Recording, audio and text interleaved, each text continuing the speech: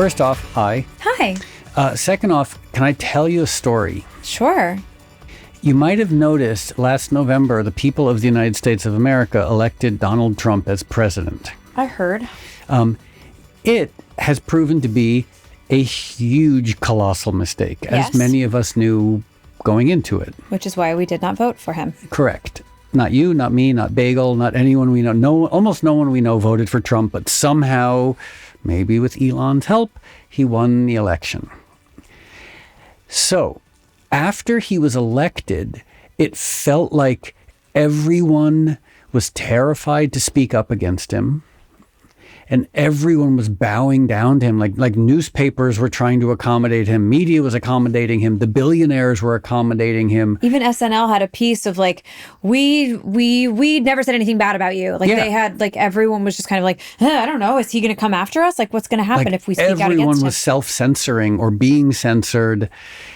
And as this was I found this so obviously discouraging, like that they had stifled protest or people were self-stifling their protest.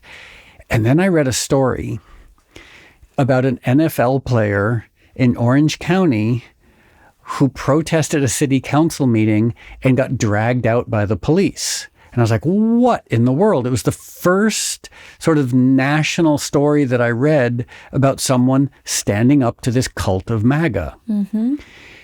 In a real big, loud way. Yeah, and it wasn't like a typical, we have a lot of friends who are progressive activists, and this guy was like, he had been a celebrated NFL player. Mm-hmm. And I don't know anything about sports, so I had never heard of him.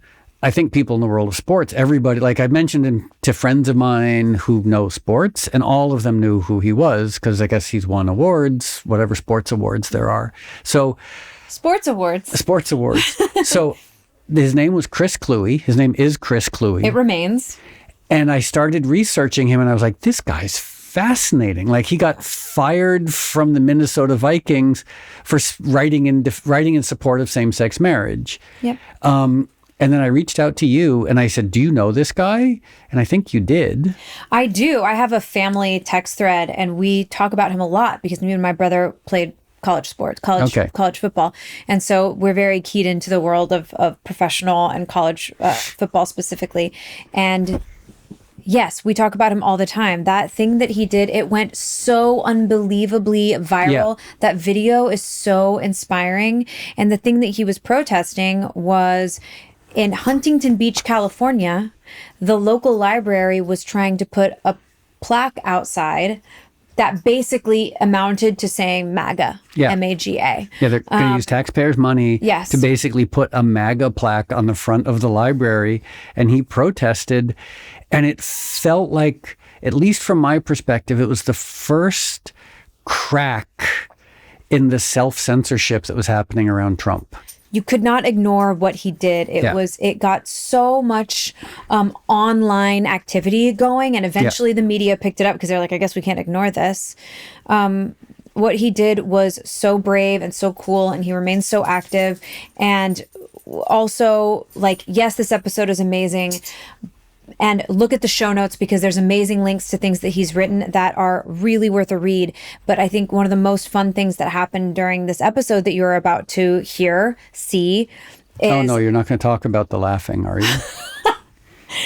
That Moby said something so funny that Chris and I was weeping. I don't even know what I said, but I was crying with laughter too. I know. Well, because Chris and I couldn't stop laughing. So watch this episode. You'll see the hilarious thing. I can't even believe, still even thinking about it now.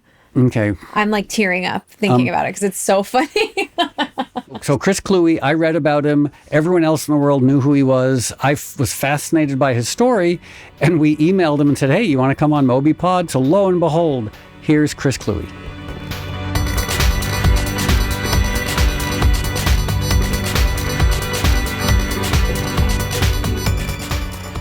First of all, thanks for making the long drive in rush hour traffic. I'm processing my guilt around that. Yeah, no worries. It's fine. I knew what I was signing up for. So I hope you had some good music or a podcast. I was listening to K-Rock. There you go. So, that actually segues or dovetails into one of the first things I wanted to talk about. Mm-hmm. So Lindsay she's going to talk about the serious, important, issue-oriented stuff, and I'm just basically like the rodeo clown who talks about the nonsense. And but the rodeo doesn't exist without the rodeo clown. Right, exactly. Everyone's important. You get the horns without the clown. Yep. And the first thing I have to admit is there's a subtext to the podcast that we've been doing, which is a lot of our guests are simply better men than I am. Like, we had Dan Buettner, who invented the Blue Zones. He was on. And, like, his stories are about, like, honestly riding bikes across the Sahara Desert. Yep. We went and talked to Joe Manganiello, who's, like, 11 feet tall and can, like, crush buildings with his fingers. So I don't know what masochism compels me to talk to people like yourself. Like, you're 6'4" and you're an athlete. You know, like, and I am, like, 5'0", essentially. And my idea of sports is not knowing anything about them. So this is a healing exposure. Okay, cool. Yeah. So if it makes you feel better, growing up, I was a huge nerd, had the giant Coke bottle glasses. And like, that was back when the whole jock geek dichotomy was still very much a thing. Even though it's like still a thing, but not quite as much of a thing. And so, yeah, I'd be reading like sci-fi books in the locker room. People are like, what are you doing? Right? Not to put you on the spot. Do you have any favorite sci-fi authors? Ian Banks, Terry Pratchett doesn't qualify, but I kind of lump him in the same. So William Gibson, obviously, Neuromancer and all those. Trying to think the other ones. There's an English guy. I forget. Peter Hamilton. Because those are all pretty elevated in a way. Like, you know, like because there's like traditional sci-fi, you know, like Isaac Asimov, Heinlein, which is more sort of almost like futuristic optimism, very narrative driven and involving space aliens. Like the stuff like William Gibson is like super dystopian. Oh yeah. No, it's really interesting to read because you see kind of the things that they're talking about, and I've always looked at it because I love reading books, and it's like, okay, this is my chance to live someone else's life. This is my chance to see what's important to someone else, and then a lot of things they talk about are things that actually can happen, and some of them are happening. It's weird that you mention that, because I was having this conversation with a bunch of progressive friends the other day. Is everything that seemed like cultural, political hyperbole 20 years ago now seems gentle by comparison. Like, you know, when we used to call George W. Bush a fascist, we're like, oh no, I would like give my left arm for him to come back. He was baby's fascism. Yeah, exactly. Now it's all grown up. So a couple of, before Lindsay gets to take us on the more serious issue-oriented political journey, one of the things that I was really fascinated by is the title of your memoir, or not memoir, your essays. Essays, And for those who are watching and listening, the title of your essays, keep in mind, you're like a 7-foot-tall NFL player, and you released a book of essays. Okay, so I would imagine most NFL people, if they're going to release a book, it's going to be called like My Life in the Gridiron. I don't know what a gridiron is. Or like Steel, Iron, and Muscles. Yeah, like Blood, Sweat, and Tears. Yeah, exactly. My Life in the Trenches. Break pain before it breaks you. Yeah. And your book of essays is called, drumroll, Unique Sparkleponies. Beautifully unique Sparkleponies. Oh, I had that written down here. Sorry. No. Beautifully, my mistake. Beautifully unique Sparkleponies. Yep. Also a great name for a band. Right. My first question is, were there alternate titles that got rejected? Yes, actually. So the whole reason behind that name, first off, I got to ask, am I allowed to swear on this? Sure. Yeah. Okay. I always like to make sure. So the original thing that came from was a letter that I wrote that went viral, basically standing up for same-sex marriage. And the line that really caught people's attention, and that was the title, was, "They won't magically turn you into a lustful cock monster." And so my dad, after it went viral, my dad was like, I really, like what you wrote, but could you have done it without swearing? I'm like, well, sure, I could have, but the point's still the same. And so I went back and I think it's called bowdlerized, when you replace swear words with like other euphemisms. And so I replaced lustful cock monsters with beautifully unique Sparkleponies. And so when I was having the conversation with the publisher, I'm like, well, I would like to call the book Lustful Cock Monsters. I'm pretty sure Barnes & Noble is not going to stock that on their shelves. So let's call it beautifully unique Sparkleponies instead. Unless it was like a really jacked, sexy rooster. Right? If it was Chuck Tingle before Chuck Tingle was a thing. So that was, okay. So that was very interesting because, again, I don't know much about the world of sports, even though I don't know if I should admit this in public. I did play baseball when I was growing up. What position? I played baseball as well. I was, okay, this isn't going to make sense to anyone. I was catcher. Okay. And I'm small now. Right. I was smaller then. Yeah, it's at least your knees are holding up, right? Yeah. And that, but wearing all the gear when it's 105 degrees, and you just end up depleted and crying at the end of the game because you're so exhausted and hot and sad. Yeah, I actually played catcher too. Primarily I played pitcher and first base, but I loved playing catcher. The problem was as I started growing, right, my knees and the growth place, I was like, I can't be in a squat for 2.5 hours. No, that's so painful. I tried catcher once and I was like, this is where knees go to die. Oh yeah, it definitely builds your quad muscles though. It'll do that. So the other thing I was there's a lot about your life that is really inspiring and surprising, but one thing is being a bass player. So when did you become interested in, and I can imagine people listening and watching, they're like, talk about politics. Right? Like, why are you talking about beautifully unique Sparkleponies? Like, we want politics. But the bass player aspect of it, tell me about how you got involved in music. What was some of your favorite music growing up? And you said you're playing now and you're building a studio in your garage for your kids. Yeah, it's very rudimentary at this point. Right now, it's basically just a couple amps that are plugged into a power strip and an electronic drum kit for my younger kid. But yeah, growing up, my parents had me take the violin. So I played violin from age 5 all the way up through my freshman year of high school, actually. Wow. Yeah, and it was my teacher was classically trained violinist. She wanted me to keep playing the violin because I was really good at it. And she's like, you should keep doing this. I'm like, but I want to play sports. And in high school, generally it's either music or sports after school. It's really tough to do both.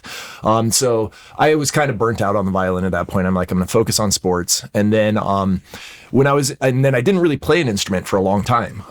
When I was in the NFL, when Guitar Hero came out, right? I got really into Guitar Hero because I'm like, I still love music. And I loved being able to pretend that I was playing music. And then I unlocked an achievement where I think it was, go buy a real guitar already, right? Because, I mastered all the songs. I'm like, I probably should go buy a real guitar already. So I went, tried to learn the 6-string guitar first, had trouble with the chord shapes. I was like, I could practice them, but it wasn't really feeling very natural. And then I tried the bass. I'm like, whoa, this is actually really similar to a violin. There's chords, but a lot of it is just on a single string at a time, right? So violin, 4 strings, bass, 4 strings. And it felt very natural to me. And so at that point, I talked to one of my buddies in Minnesota because he had mentioned he had been in a band before, just a small local band. I was like, hey, if you want to try, I'd love to see what being in a band is like. And yeah, he talked to one of his other friends. His friend had a friend who knew how to sing. And yeah, we formed a band. And so musically, what was some of your loves and inspirations growing up? Yeah, so for me, big love and inspiration, Tool, big Tool fan, Rage Against the Machine, a lot of the alt-rock stuff that got played on K-Rock, in the early to mid 90s. Obviously Porcelain was on there. Oh. So yeah, no, it's just, I have a very System of a Down. I like political music that also has a beat to it. And that's one, Lindsay, I don't know if you're aware of this. You probably are, but you're also younger, sort. So, okay. Any case, is Paul Ryan, former Speaker of the House. I'm familiar. He was also a big fan of Rage and System of a Down. And I remember, I think it was Tom Morello or someone from Rage was like, what the hell? Have you listened to our lyrics? Right? You're a right-wing, Ayn Rand-loving Republican conservative. You're our enemy. Have you listened to Killing in the Name of? And I always found that so interesting is how, because alt-rock was very political. Everything you just mentioned was either personally political, Nirvana or Tool, but then System of a Down and Rage was even Bush was very progressive, and how that became the soundtrack to right-wing bros, which kind of segues to one thing Lindsay and I were talking about beforehand, is this, and I know it's an overused term, but the rise of toxic masculinity. And because it's been there for a long time, and sorry if I'm stating the obvious, but I was first exposed to it in about the late 80s when hip hop started to reach white kids. And I love hip hop. but white kids were embracing the worst aspects of it. They were embracing the misogyny. They were embracing the homophobia. And I remember there's the Eminem line, right? Yeah, Eminem. Like that's fucked up. And Lindsay was doing some research, and she was just looking at all like the homophobia, the misogyny in the violence against women, the horrific violence against women. Like it's wild in hip hop, but also in nu metal by the end of the 90s, and it's horrific. And then obviously now it's metastasized, you know, but I'm just wondering what your thoughts are, because you are, objectively speaking, kind of an alpha male. Like, you know, you're tall and you're an elite athlete, and I'm just wondering, you know, thoughts and insights around this. Like, what's the state of this toxic masculinity, but also where do you think it comes from? Right. So I've actually experienced that as well. I'm a huge video gamer, and I don't know if you've ever heard of Gamergate. Yeah, Lindsay told me about it beforehand. Yeah, it is. That was very much okay, now the toxic masculinity is in the game space, and like, and it had been there for a while, because, you know, the domain of video games for a long time was expected to be antisocial white kids, right? Like that was kind of who you thought were playing video games, and unfortunately, I think it comes from a space of not having enough information on what a good role model for masculinity is, and then also the way our culture pushes role models of masculinity, where it's like this idea that you have to be, you know, the beefy, strong, like, I'll punch anyone who gets in my way, you know, like that's masculinity. Whereas when you really look at the idea of masculinity, it's protecting people, right? Like, it's protecting those you care about, protecting those around you. And you don't have to be big and strong and violent to do that, because the best way to protect people is actually to come together with other people, right? And create a safe and strong community. So I think there needs to be better role models for a lot of these kids. Unfortunately, with the rise of the right-wing propaganda network, it is very hard to reach them, right? Because they go on, they listen to Joe Rogan's show, right? And they think that's what masculinity is. Their role models that they're getting are people like Elon Musk, like people like Mark Zuckerberg. It's like these are not role models. I'm going to push back on one thing. I don't think Mark Zuckerberg is anybody's role model. Right? Well, I mean, you'd be surprised at some of the techno people, or the tech bros up in, you know, Silicon Valley, where it's just like they're the people who read science fiction and don't understand the message. They just think, oh, cool spaceships. Like, that's what science fiction is. It's like, no, behind every piece of technology is a person. Like, it's, you know, human nature is what determines what we do with that technology. That's why it's so important we understand how people react and interact with each other. Yeah, it's almost like, to go a little nerdy and deep, it's almost like they're identifying with the Vulcan side of Spock and not the human side of Spock. Yeah, exactly. It's like you can't live without empathy. Like, and that's actually been a really disturbing thing to see Elon Musk say is, I forget the exact words he's using, right? But like, we have to get rid of empathy. Like, you know, he says empathy is actually the downfall of, and it's like, no, empathy is what we are built on. That's why humans exist. Yes, like that is the core structure of humanity. Like it doesn't work if we don't have empathy. Yeah. Wow. Okay, Lynn, what do you think?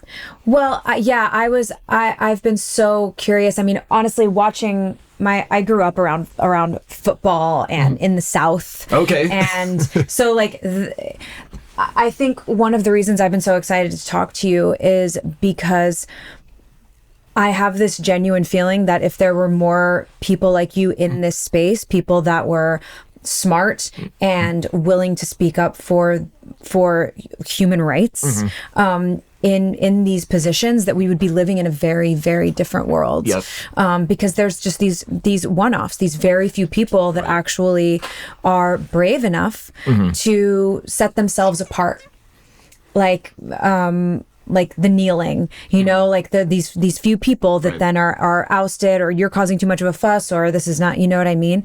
And I feel like if there was a more cohesive movement within these big, like amongst athletes, among tech people, among any of these powerful groups, I think we'd be living in a much different world. Oh, you completely agree. Yeah.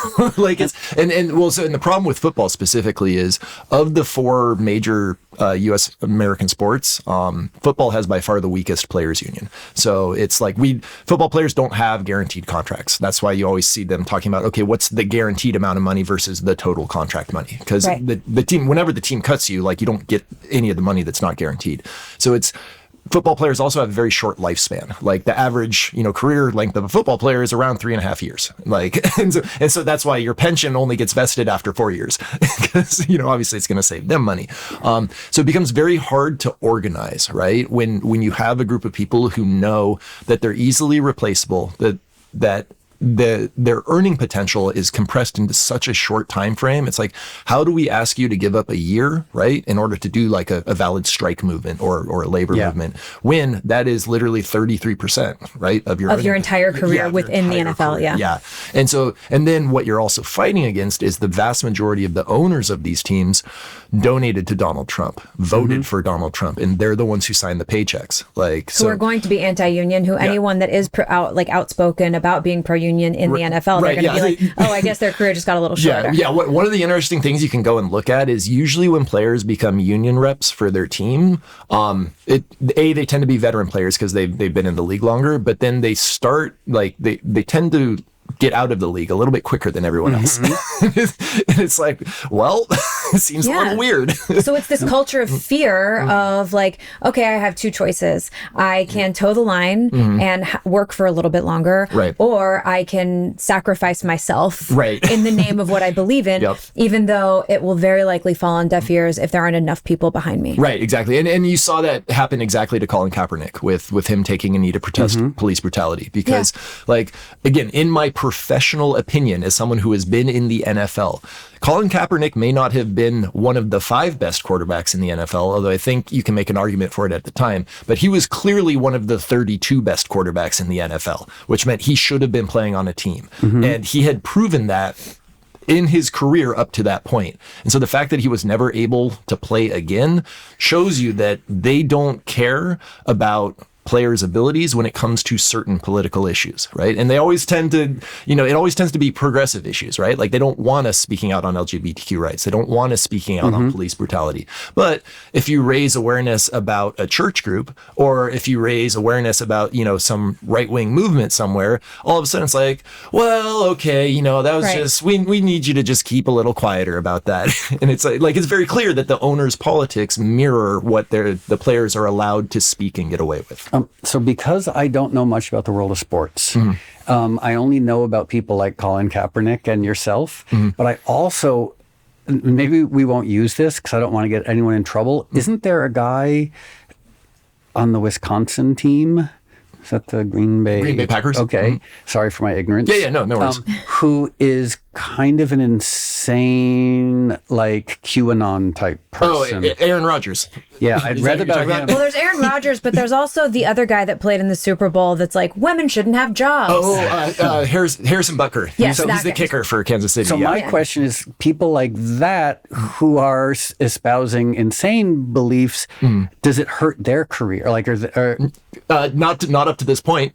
Okay, so if you come out and you're in favor of same-sex marriage, or you take a knee to protest police brutality, your career is cut short. But if you're an insane QAnon person, or you think that women should not be allowed to work, your career is fine. Yeah, your career's fine. Yeah. Okay. Again, reflecting what beliefs are allowed to be expressed as political opinion and what beliefs are not allowed to be expressed without them explicitly saying we are silencing these voices, right? It's like, but you do silence voices when you allow one side to be heard and then the other side faces consequences. And then, again, I don't know much about it, but the TBI aspect of it. My friend Lucy Walker made a documentary called The Crash Reel about traumatic brain injury in extreme sports. And unless I'm mistaken, the owners routinely for years and years and years pushed back against protections against TBI, which to me, like, preventing people from unionizing, that's bad. Cutting careers short, that's bad. Pushing back against safety measures that can save people's lives is fucking horrifying in ways you can't even like. But also that's their entire thing is anti-regulation. If it hurts you, I don't care as long as it helps my bottom line. Right. And so for that was actually the big struggle when I was in the league, was getting the owners to recognize that, hey, like concussions and brain injuries are a serious problem and you have been covering this up. And there was actually a huge lawsuit that the former players won against them because the NFL did have the data. Like they knew that this was causing brain damage, and yet they were denying it publicly, and they weren't paying for the medical care for these former players. And I don't. There's certain things that happen in the world. They just like, how do you process it? Like, how do you wrap your head around that level of it's evil? It's so deeply unethical. Yeah. It's unfathomable. Yeah. And so the big problem is that the owners' problem is that football is inherently a brain damage causing sport, and there's no way you're going to be able to stop that because you can't pad the inside of someone's skull, right? Like you can have helmets to help slow the impact, you can have helmet technology to help reduce the force of the impact, but when your brain hits the inside of your skull, it's going to cause some damage. Yeah. In football, that happens a lot because you have people moving very, very fast at each other, and then they stop very, very quickly. Yeah, and people who weigh 300 pounds running into each other. Right, like physics always wins. You can't argue with physics. I guess it's heartbreaking and tragic for the people who have suffered from that, but I guess you might be grateful to be a kicker. Oh yeah, no, for sure. Like that's, and I think that's one of the reasons like why. So when I originally went into football is because I needed a fall sport in high school. So I played baseball and soccer growing up, and I could kick a soccer ball really far. So I was like, I'll go try out for the football team. And like, I knew nothing about football at that point. I literally knew nothing about the sport. And so, it worked out for me, but I'm watching the other guys take these hits. I'm just like, that really doesn't seem like a good idea. and I mean, when I was out on the field, obviously, I'd try to tackle the guy, I'd try to stop him because that's my job. But like, I don't know if I ever got a concussion out on the field, but I definitely got hit a couple times where it was like you experience this moment of like disconnectedness where it's like the impact happens and then all of a sudden you're like, okay, I'm on the ground now. Yeah. Like what kind of happened in a half second between then and now? I mean, I had one friend in high school who was on the football team, and he was a quarterback, and he'd played football in junior high school and high school, and now he's 58 years old and has serious cognitive issues and has had multiple like knee replacement surgeries. Like he's a wreck as an adult, simply as a result of playing high school football. And this was also back in the 70s and the 80s when you got a concussion. Rub some dirt on it. Yeah, exactly. Basically you got your bell rung, go walk it off. Yep. Yeah, he's got ice. Yeah, my brother broke his back. And he was back in the back playing soon after. I mean, and he played through college, and I'm like thinking about these men who play all the way through their career in professional sports, and I'm like, how all of those years of your body sustaining these hits, it's a meat grinder. No matter what position you play, it is impossible to go through an NFL season without picking up an injury of some sort. Right. I've had 2 knee surgeries on each of my knees. 2 were major, ACL in both knees, and then 2 were relatively minor, just cartilage damage. Multiple hamstring issues. I threw out my back once about like a week and a half before a playoff game. Oh my God. Just doing sprints. Like I was, doing my conditioning, like threw my back out on a turn, had to get an injection, a steroid injection, like in my spine. I had to get an epidural, like to do the pain. To be able to play, because for the pain management. And it's like Jesus. Yeah, and it's crazy because everyone knows that this is the case with football, but because it's such a cultural titan, right? Like we're willing to look past the damage that it causes. And the real important facet that people always look past is that 99% of these kids who are playing high school football are never going to play in the NFL. Yeah. Like they're never going to see a dime for doing. So they're just sport. Ruining their bodies for fun. Yeah, exactly. And so or for the glory of their small town. Right. Yeah. Exactly. Yeah. To bring some attention, to a Texas high school. Right. But the thing is that football, I do feel football also did teach me a lot of good things. Right. Team sports, I think, are a magical thing for kids. No, they're fantastic. And so adults. Like I honestly wouldn't be surprised to see high school football move to the flag football model, because it's becoming much, much harder to justify causing brain damage to teenagers when you know, okay, yeah, there is an alternative. I mean, even that sentence, right? It's becoming harder to justify brain damage to teenagers. Like that anyone would try to justify brain damage to teenagers. But also, I think we'll look back at it one day the same way we look back at like smoking in restaurants and airplanes and bare knuckle boxing. Yeah, not wearing seatbelts. Like that's crazy that we did that. Yeah. So sort of tangentially related. There's one thing we're talking about, the toxic masculinity, and I recently watched a Bill Burr comedy special. Is that his name? The bald guy with the beard? Yes, that's him. Because I didn't know anything about him other than I think I'd seen him on the Sarah Silverman show, and he was sort of presented as kind of like a right-wing Joe Rogan type bro. And his comedy special was kind of interesting. Like a lot of it was really offensive. Some of it was really funny. But he was talking about this masculinity. And the name of the special, not that I'm shilling for it, it's called Drop Dead Years. And he basically said, I'm in my drop dead years.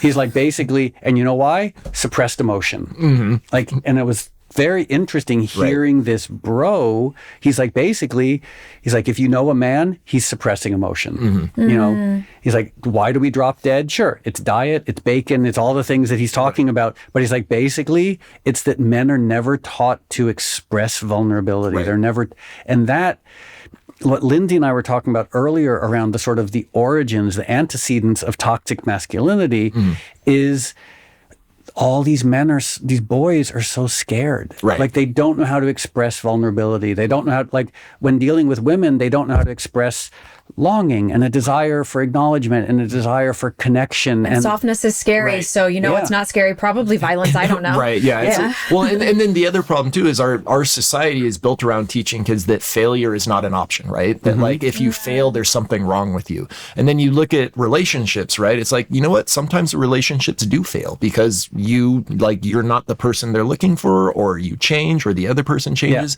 And failure is okay. Failure teaches you stuff. And like that's what we need kids to understand, is that like it's okay to fail. You're going to fail so many times in your life, but as long as you learn from it and work to make yourself better, like then that failure doesn't mean you're a bad person. It just means that particular thing didn't work out. So let's go to the next thing. Failure is the best teacher I've ever had. Like I've learned nothing from success. Right? Success is a liar. Success says you're great, nothing's ever going to go wrong. Failure says, okay, you're human. Let's look at what happened. Right, exactly. Like, to relate it back to football, after every single football game, we have post-film review where it's like, okay, and it's not a focus on, okay, where are all the good things you did? Although, those get mentioned when they get seen. The primary focus is on what went wrong. How do we fix it for the next time? Because that's the only way you're going to become a better team. I know. That's what, and even my brother, I remember watching tape. That to me was novel. I had never heard of that before because no sport I had ever done, like you don't watch tape from a softball game. Right. It's a football thing. And they were so religious about it because there was this culture of learn from your mistakes and rely on your teammates. And I think that the part of football that's so beautiful. Right. And we need to learn how to like express that in other facets. Yeah, exactly. Watch the tape. Right. Watch the tape. Just go watch your tape. Maybe this is a good idea for a reality TV show. It's like the post-breakup tapes. Or like the first date tapes of like, go back, okay, see where you started talking about your ex? Maybe next time, don't do that. Have like a licensed counselor be kind of like, the person like, let's review, watch it in slow motion. Right. This is when you insult the waiter and you can see her arms cross in front of herself. Yes. Well, and I think it's really important to talk about that because generally people don't view themselves as the bad guy, right? Like they are convinced that they are the one who is right and the other person is wrong. Yeah. And one of the ways that we make ourselves better people is by constantly questioning ourselves and saying, am I actually doing the correct thing, right? Yeah, which is not, I think a lot of people are not programmed this way to question their own actions. And what you're describing is, so I got sober about 15 years ago, and in the 12 steps, that's part of the process. And when you really do it, oh my God, it's intense. When you're like, I did that wrong. I caused that harm. It wasn't their fault. It was purely me being a bully, being a bad person, being like, it's when you confront that and you're willing to look at it, it's wonderful and transformational, but it's actually the shame attached to it of like, oh, in that relationship, I was the problem. Yeah. Well, and I think that's why a lot of people avoid it, right? Because it's not a good feeling to know that you were the one who caused harm or you were the one who was wrong. And it takes real strength to admit wrongdoing. Right. Exactly. Like that's what masculinity is. Yeah. It's like being able to recognize, oh, here's where I was in the wrong. I'm going to become a better man, right? I'm going to become a better person by fixing that behavior and doing my best to make sure it doesn't occur in the future. Because I think there's also this other belief where you have to be perfect, right? Like someone in order to, speak out or, be a social advocate, like someone has to be perfect and they always have to be perfect. It's like, no, that's not who human beings are. Like I was problematic as a kid. I grew up in Southern California in the late 80s, early 90s. Like homophobic language and ableist language were part of my lexicon because that was just what society was like at the time. But I changed because I realized, hey, why am I insulting people? Why am I harming people simply for who they are? Because that's not who I want to be. Like, that's not the person I want to be in this world. And so I made a conscious decision. No, I won't use those words, right? Like, I won't see those people as something other because they're human beings just like me. And that is a conscious decision that people can make. I really want to, can I pivot? Oh, yeah. Let me... it's a gentle pivot. It's not a hard pivot. No, it's probably going to be a great pivot. I just want to make sure that I don't have any of my nonsense stuff that we haven't talked about yet. No, we talked about beautifully unique Sparkleponies. Good. We talked about bass player, and that's not nonsense, by the way. I'm just saying, like... No, bass players are all nonsense. But the violin part... We talked about me being a masochist and having people on the show who are better humans than I am, taller, stronger. Yeah. Well, if it's any consolation, you'll live longer. I don't know, because I was a crazy alcoholic drug addict for a long time. So who knows, right? What cellular damage balance I've done. Yeah. My knees are better. Yeah, that's what I got that going for me. Yeah. Now I'll walk outside and like someone will shoot me in my knees. Violin. So one interesting thing about that, my great grandmother taught violin. And she said that no violin player should ever be listened to if they've been playing for less than 9 or 10 years. Absolutely right. And so what's interesting is you did it for more than 9 or 10 years. So you actually, based on what you're saying, modestly, you were good at it. Yeah, I was pretty good at it. So at one of my recitals, I played, are you familiar with Hoedown from Rodeo? Nope. Like, so now I am. It's a very, like, it was used, if you remember the Where's the Beef commercials from back in the 90s, like that was the music they had in the background. Okay. For the violin, it is a extremely complex piece. Like if you look up the note charting for it, it's just like, it's all over the place. And like that's what I played at my recital. I think it was when I was in 8th grade, I want to say. And I remember it vividly because my teacher, like we were playing at the normal tempo and then she started speeding it up. Right. And I'm just like, okay, I gotta keep up because it gives it more energy. Right. Because it's a very energetic song. And so, yeah, I finished it and I was like, the room of parents, like, burst into applause. And I was just like, I nailed it. Like I actually did it. And to me, that felt really good because, again, this was a really tough song to play. And, I had some mistakes here or there, but like almost all of it, like I nailed it. And so, yeah, the thing the violin does really well is it teaches you how to actually listen to music. Like, and it teaches you how to listen to what notes are right and what notes are not right. Yeah, that is so, because I've been playing guitar since I was 9 and I can play piano, I play drums. But to me, those are the easy ones because you can't make as many mistakes. Right. Basically the instruments, and this might be too nerdy for our audience. I don't know if we'll use it. Jonathan, who edits this, will love it because he also grew up playing violin. Okay, yeah. But it's the instruments that don't have established intervals. Right. They don't have frets. They don't have stops. Because if you're playing guitar, it's like if your finger's anywhere in between those two frets, it's going to be okay. Yeah, you're good. It might be a little twangy, but yeah, piano, like you can't really affect those intervals. It's one note. Whereas violin, French horn, English horn, all these, I'm like, I really think cognitively something special must happen when you spend years paying that, like, it's like a mindfulness exercise. Like you're listening to those like, is your pitch correct? Is your intonation correct? Like, Right. especially on violin, the little fingerboard is so tiny. Oh, yeah, like, and I have like fairly long fingers Yeah. and big hands, so like, yeah, I really had to make sure that I was in the right spot, and so that was actually interesting. So when I was in my band, like, I have no like classical musical training in like theory or anything like that, right? Like, I honestly, most of the time, I can't even tell you what chord I'm playing, like, but when I'm coming up with stuff, or when I'm jamming with them, I know what notes fit and I know what notes don't. And Is that like Suzuki method? or right, something? yeah, exactly. It's like, okay, this note sounds right, like this belongs here, and it could be a wide variety of notes, but the ones that fit. And then whereas it's like, if someone told me play C major to E minor to D major, I'd just be like, all right, I'm gonna have to like look at look at Google real quick, because I'm not totally sure what all those are. So, but yeah, violin. If you have kids and you want them to grow up with a musical ear, violin, highly recommend it. First couple years are gonna suck though, because And it's going to sound terrible. it is painful Gonna be listening upset. to young children But it'll practice be the worth it. violin. Yes. Yeah, anything. I mean, fretted instruments, interval instruments are great, but like anything without those established intervals, I feel like your child's brain is just going to develop in phenomenal ways. Yeah. Not to be sycophantic, but it's clear. I mean, like, you're obviously very smart, but I have to think that like growing up studying violin also aided your intelligence. Yeah, it probably did. Well, I mean, studies show that kids who play an instrument, like regardless of the instrument, right? Like they grow up more, I don't want to say educated, but their brains work a little bit better. They see the world in a slightly different way. And music is important. Like, everyone should have the ability to have access to music. Yep. Like, so. Can I ask a question? Sure. The song, was it to the tune of "Do Your Ears Hang Low"? Is that the song? No, it's not that one. It's, Do your ears hang low? Is that like old guys whose ears keep growing? Is the hoedown? yeah, it's not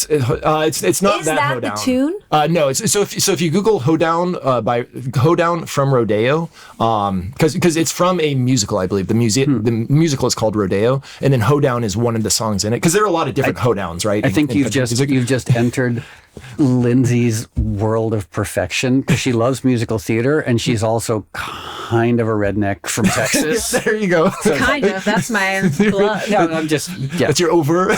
My blood is like little lone stars. Yeah. No, it's not really anymore. Maybe it was. Okay. Which leads me to my next point. So now, so those are now the grown-ups can have their Well, conversation. no. I mean, a little bit, but also because we were talking about the NFL and one of the things, and like, standing up and standing out. And I know you've spoken about this a lot, but I think it's so fascinating because it really highlights a culture in sports, which is the special teams coach for the Vikings, Right. that was saying the most unhinged shit, apparently. Yeah.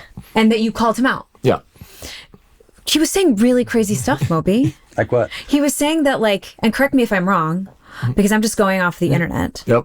But Lindsay, I will not sit here and have you besmirch the integrity of the internet. No one is ever wrong on The internet, I've been paying attention to it for a little while. It's never been wrong about anything. so what I saw was that he said that people should that all the gays should go to an island, and then that island should be Off the coast of Long Island and have great discos. yeah. No, that it should be nuked, or that they should all be left there to die. Yeah, so his exact words were, we should round up all the gays, put them on an island, and nuke it until it glows. And that stuck very vividly in my mind, as you can imagine. And why do you think he did not? Like, what inspired a statement like that? So I think part of it was just due to his background. He's former Navy helicopter pilot. So I think that, kind of the toxic masculinity you see in parts of the military was probably part of that. I think part of it was maybe he thought he was making a joke, but the way he delivered it, you know how when someone like says something in a room of people, and then the room gets that like real deep quietness where everyone's Like, just whoa, like, did you just like no one's sure how to react, right? Where it's just like, I think you just described my social life. So, but that was literally how it felt after he said that. And because I know when someone's trying to get a rise out of me, right? Like if you're going to tell me a joke and like, it's like, okay, yeah, maybe I found that a little offensive, but like at the same time, okay, yeah, I can see where you were coming from. That time didn't really feel like it was a joke. It felt like it was like this was a deeply held belief that this is who I am as a person, which I was like, this is the guy who's my direct superior. Like, I'm not okay with the direction this is going. But yeah, I mean, and it's just unfortunate because like that mindset is very prevalent, especially in evangelical religious parts of this country. They don't view the LGBTQ community as actual people. They view them as, sinners who need to be saved or gotten rid of. And it's like, of less than human. Right, exactly. And like, and this really highlights that because imagine being like, I think all people with red hair should, you know what I mean? Right, exactly. like you sub in some other group and all of a sudden, I mean, the obvious one obviously is if you sub in Jews, right? Like everybody instantly mind goes to the Holocaust, right? Because we all know about that. But it's the same idea. It's the same basic concept. Yeah, I mean, it's the simplest idea. Bigotry is always wrong. Yeah. It doesn't matter. Bigotry is always like, it's wrong when the left commit it. It's wrong when the right commit it. It's wrong when I do it. Like bigotry is bad. Like each individual is an individual. Yeah, one of the authors I really love, Terry Pratchett. He wrote the Discworld series. He's unfortunately passed away. He has a line in one of his books that always stuck with me, where it's basically a conversation between two characters about the nature of evil. And so the one character says, "Evil always begins when you start regarding human beings as things." Like it doesn't matter what you're talking about. That's where it starts. When you start thinking of a person as a thing and not a human being, that's where evil begins. And then whatever goes from there, there's a lot of evil that can happen. Yeah. Yes. And I think it doesn't do a lot to dehumanize. Like when you start thinking about even people who you don't agree with, then that makes you unable to actually reach across the aisle and say, can we talk about it? Because I don't understand and I need you to help me understand. Right. And I would love it if you gave me the same kindness. Exactly. And it creates a deeper divide. It separates you more. And so that's actually one of the things that I've been talking about is that back when I was speaking out for LGBTQ rights, when I was with the Vikings, it felt like we were still operating within the American political system, right? Like there were two separate groups. Each side of view was going to be presented, and then we would vote on it, and we'd accept whatever the outcome was. Now, I'm speaking out on like, hey, we need to be calling out fascism for what it is. The attention is almost identical, right? To when my letter went viral when I was with the Vikings. The key difference now, though, is that it feels like we're having a conversation of, do we want to be Americans or do we want to be something else? And that's a really scary difference because like, you can't be an American and like support a guy who wants to put a crown on his head. Like those two things literally cannot coexist. And we have to find a way to get people to understand that when you are supporting a MAGA agenda, like it is in the most literal sense of the word, an un-American agenda. Like it is not what this country was founded on. It's not what a lot of this country believes in. And I don't know how we deprogram those people. I don't either. I remember it was about 7 or 8 years ago, like, because I worked under the assumption what you're describing, that like when Trump was running for office, I was like, okay, he comes from New York.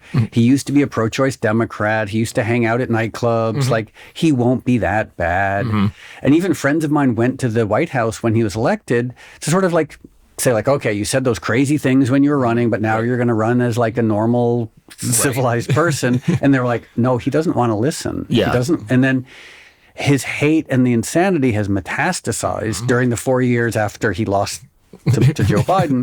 But I saw this picture from about 7 or 8 years ago, and it was a bunch of MAGA guys wearing these red T-shirts, and it said "Better Russian than Democrat." And I was like, there are a lot of people that were saying they'd rather Putin than Biden. I was like, what? Yeah, like that's and there needs to be a word invented for what we're going through, this feeling of like, because it's not like in the past, it was like, oh, to your point, like I disagree with Republicans. Now is like, I don't understand what the hell is going on. I don't know what Trump's agenda is. I don't know what Elon Musk's agenda is. I don't understand the MAGA agenda.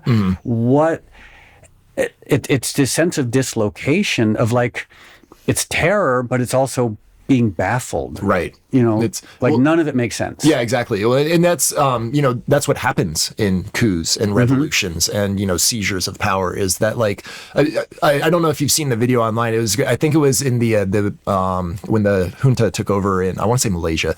There's this woman doing like a yoga, sort of selfie video as the trucks are rolling in on the freeway in the background, right? And she kind of looks, sees them, and then goes back to doing the yoga routine for the video because she just can't process that this is what's happening. And I think right now a lot of people are really struggling to process the idea that our nation is in an existential crisis. Like, because that is a very scary thing to think about, right? Like we've had 200 and almost 50 years of fairly stable, like United States being the United States. I mean, obviously a civil war kind of undercuts that period, but for the most part, like we've been about as together as a nation can be.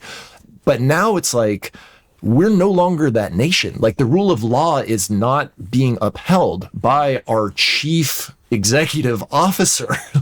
That's a problem. And that's one thing that I'm still trying to figure out, and I'm relatively well informed, but I think most people have no idea about is how many things fall under the executive branch.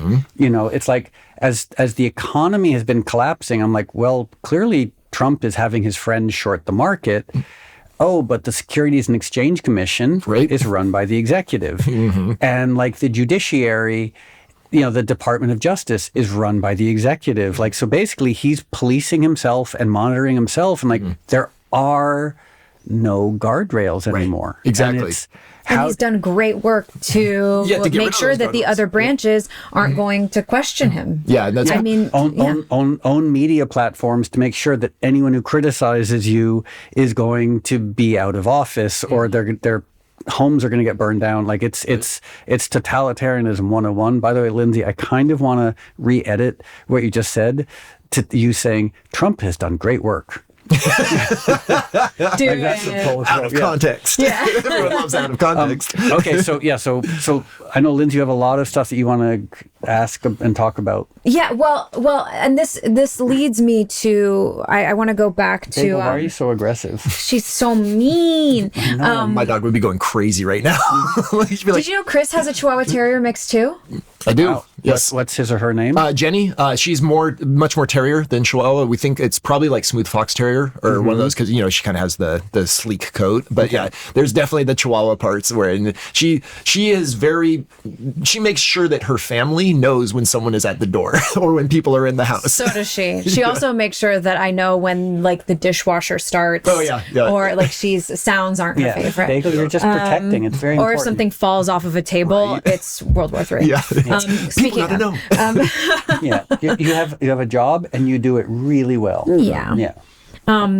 So I want to go back to, because we talked about this coach saying this unhinged, violent stuff. But what we didn't really get to was your impetus to speak up about it. And because I think that leads me to, because I want to talk about the library plaque, obviously, but I think it's all part of a greater kind of mode for you of that willingness to put yourself in front of an issue. What was that process like of the decision making of like, okay, this man said something I believe is violent and harmful. Like, what was the in between of you saying something? And also, when did you first become politically aware? Yeah, that's fine. So, like I said, like I wasn't perfect as a kid. I was vaguely aware of politics, right? Obviously because I listened to what Rage Against the Machine are actually saying in their songs. Comprehension skills. Right? Not everyone has them. I'm like, oh yeah, like those words actually mean something when they're strung together. But yeah, for me, it was more kind of a general, like, I just want people to treat each other nicely. And like, I don't understand why people don't do that. In college, went to UCLA, became more aware, right? Just because you're exposed to a much broader array of people, right? Like it's a very diverse environment. Met my wife, who again broadened my viewpoints, and then it was like, okay, yeah, like I really do feel strongly about these issues. Like I want people to just be left alone to be who they are, because and to get to your point, the reason why I want that and why it's so important to me is because I want to be left alone to do what I want. It's the golden rule, right? Yeah, exactly. Like but I can't live in a world if other people are being oppressed, because eventually they're going to come for me. Like if I don't speak up for someone else, then how am I going to expect them to speak up for me? Yeah, oppression knows no bounds, and it starts small, and And so when I was with the Vikings, I was approached by a group called Minnesotans for Marriage Equality, who had asked me to help them defeat a state amendment that would have banned same-sex marriage. It's the same as Prop 8 that got passed in California. It's literally the same group going state to state passing this. And the same confusing language. Right, it's same confusing language. So, and they'd successfully done it, and I think like up to 27 states at that point. And so, I listened to them and I looked at what they were saying, and I thought to myself, you know what? I really do want to help because I have a platform. Like I am, a well-known person in the state that, plays for the state football team. And you had your column. So the column came after, after I decided to help them. I was like, yes, I will help you because like this is a point where I would want someone to speak out for me. And I'm the one in the position who's supposed to speak out. So I got to do it. And at first it was relatively like low key, as a couple radio spots, a couple, fundraiser, like dinner type things. And then I wrote a letter that went super viral. That was the Lustful Cock Monster letter. Where it was everyone's favorite. Yeah, everyone's favorite. And so that one was where a Maryland state delegate had sent a letter to the Ravens asking them to silence one of their players, Brendan Imedejo, also a UCLA graduate. He had also been speaking out on LGBTQ rights for a long time. And so there were two problems with this letter. The first one was the delegate wrote it on official state stationery, which I'm like, that's a First Amendment violation. You can't use your official state office to tell someone that they can't speak. Like, that's pretty obvious. The second one was, why do you care? Like, why do gay people getting married, like, how does that affect your life in any way, shape, or form? Like, it doesn't. It only affects people who want to get married. And so I wrote this pretty scathing letter back that had a lot of inventive swearing in it. And, and it got picked up and went super viral. And that's when it started, that's when I started noticing the interactions between me and my special teams coach had changed. And, that's where I noticed, okay, like now this is starting to feel like this might be a problem. And so they let me go after that year. Despite me having almost all of the Vikings punting records at that point. I don't know sports, but I looked you up on Wikipedia and there's this whole list of Vikings punting records that you have. And it's I don't know the hierarchy of things, but usually when the number one is next to someone, it indicates it's the top of the list. I was pretty good at my job. Yeah. and so to me, it didn't make a lot of sense that they were replacing me, especially because I still had 1 year left on my contract. And again, if you were going to go about this the smart way and not make it obvious, it would be, well, we'll just let him finish out his contract and then we just won't renew it, right? We'll say we want to go in a younger direction, or, we're looking for someone else. And to me, I'd be like, okay, I can't really fight that because, that sounds plausible. But when you let me go and draft a punter in the 5th round, the way the NFL draft works is that punters and kickers generally don't get drafted. If they do, they are clearly going to be the team starter. You don't waste a draft pick on a punter or kicker unless you're going to start them. And so at that point I was like, okay, well, clearly I'm done here at the Vikings. Maybe I have a shot to still play at some other team. So I tried out for the Raiders, gave me a preseason tryout. I was honestly beaten in that one. The Marquette King, the guy I went up against, he was just better than I was. And so I'm like, I can't complain about that because he's the talented young rookie, supplanting the aging vet. It's a meritocracy. Right, yeah, exactly. Yeah. I was the talented young rookie who supplanted the aging vet. Again, if he's better than me, he's better than me. I'm not going to complain. However, there was a tryout later on in the season with the Bengals where I honestly felt I had won that tryout. They brought 5 of us in. I was like, okay, they're looking for an experienced punter because they're going to make a playoff run. They need someone who can kick directionally, who has good hang time. I tick all the check marks. I did well in the tryout. And then their first words to me afterwards was so are you flying back to LAX? I'm like, no, John Wayne, please. I don't want to fly, because obviously I didn't get the job. And so the guy they went with, he had shanked a couple during the tryouts. They let him go 2 weeks later because he shanked a couple during the games. And then they went with another punter, Zoltan Mesko. Zoltan's a great dude. I've met him personally. He's a good guy. He's also a good punter. Problem was Zoltan wasn't at the tryout. So it was at that point where I was just like, okay, I'm clearly never going to play in the league again because this was my best case scenario, right? This was a team looking for a veteran guy who'd had playoff experience, who could do what they wanted. And I fit all of those labels. And so that was when I was like, okay, well, if I'm never going to play in the league again, I want people to know why. Because I feel like people should know that, this kind of stuff happens. And so that's when I wrote my second letter that went pretty viral, where the title of that one was, and I came up with this title myself because I wanted it to make an impact. The title of that was, I was fired by 2 cowards and a bigot. And so that caught some attention. And the difference was in that. It's very subtle title. Right, yeah, very subtle. But the difference in that one compared to my previous one is that this one was just very straightforward. I laid out the facts. Here is what I experienced. Here is everything I remember. Here's the order in which it happened. You can draw your own conclusions, but this is the conclusion that I drew, that I am no longer playing in the NFL, and I will no longer play in the NFL because of speaking out for LGBTQ rights. So yeah, that was where the impetus to kind of speak out on that one was, because it's not enough to just speak out, right, on an issue. You also want people to be aware that if you are punished for speaking out on that issue, that theoretically in a democratic and just society, you have recourse, right? Yes. Like you can sue a team for wrongful termination. Like you can sue your school district for wrongful termination. Like there is a way for you to be made whole by our society, because people should be allowed to speak out on the things that matter to them.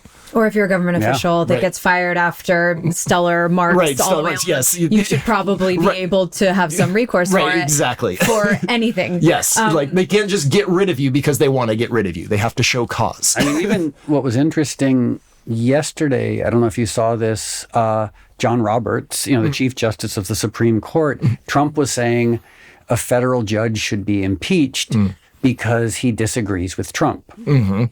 And John Roberts, who's a conservative, said, you cannot impeach a justice because you disagree with their judicial opinion. So well, we're about to find out. Yeah.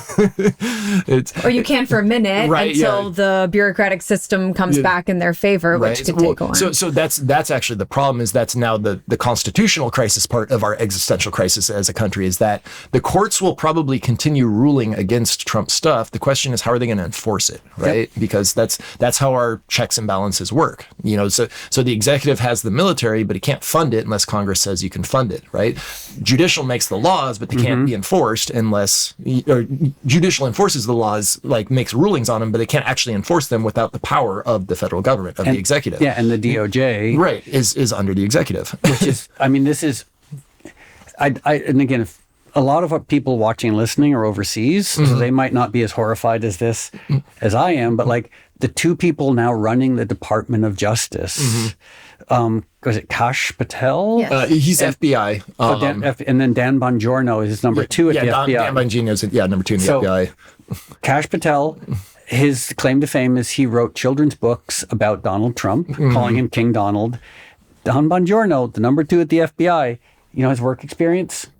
Podcaster? Running a podcast in Long Island. That's it. Yep. And the New York Times, who I have quite a lot of respect for, when they wrote about Dan Bongiorno, the way they described him was this wildly successful podcaster, now number 2 at the FBI. I was like, oh no, New York Times, come on. Yeah. No. Messaging is everything. So shit messaging. I have beef with the New York Times because their messaging is generally not great. Right. Also as a history and poli-sci major, I've seen the New York Times do this before. They pulled the exact same shit when Hitler was coming to power, and they're doing it again. And if you remember, this is way old school, maybe only interesting to me, when the war against Iraq was being ramped up. Yep. And Colin Powell went before the UN Security Council and showed drawings of Iraqi mobile munitions labs. Right. And the New York Times reported it as fact with Judith Miller. I think she was the journalist.